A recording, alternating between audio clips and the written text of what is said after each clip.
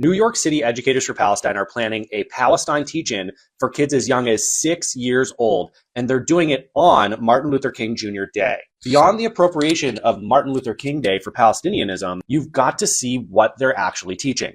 According to their own materials, they're starting with the history, meaning, and context of Zionism. And yes, they're framing it negatively. Then they're moving on to teach kids about Palestinian resistance and what they call Palestine's deliberate absence from the mainstream classroom. And look who they're partnering with, Rethinking Schools. This organization publishes materials that literally question whether Jews should have exercised self-determination after the Holocaust. They're asking kids to imagine what would have happened if Jews hadn't created Israel. Now check out what they're teaching elementary students. They're showing them videos where a girl can't find her country on the map because Israel is there instead. They're teaching kids that Israel is an occupation and using terms like resistance and liberation to 6-year-olds. Now here's the thing. This isn't just random teachers. This group is connected to the Democratic Socialists of America through the Moore Caucus in the teachers union. They've been organizing school walkouts and anti-Israel protests across the city. And they're not stopping. They're making demands that schools end targeted repression of Palestinian students and that curriculum vendors promoting Zionism be dropped. They want schools to teach that Israel's creation was ethnic cleansing. If this is happening in one of the biggest school systems in the country, it could be happening in yours too. That's why we're doing something about it. On February 4th, we're taking part in a free webinar on combating anti-Semitism in K-12 schools. Learn how to spot biased curriculum, advocate at every level, report incidents, and rally your community.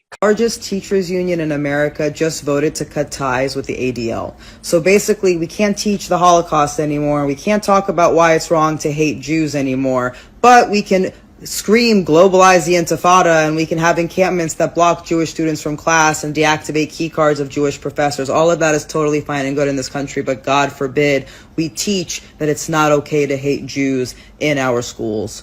God forbid. Do you remember how the Holocaust began? The NEA is the largest teachers union in the country, public school teachers. And the reality is, it's an organization that clearly has been overtaken by activists. These individuals are there to teach our children in the classroom the basics of reading and writing and arithmetic, not radicalism. It's kind of a radical agenda that these individuals are trying to insert and indoctrinate our kids into our education system. Poisoning the classroom with politics is bad for kids, it's bad for our communities, and it's bad for the country. And now the truth is that these anti-Israel activists are quite insidious. And they see that the way that we can capture the culture is by going after our children. Once I realized how deeply political our profession had always been,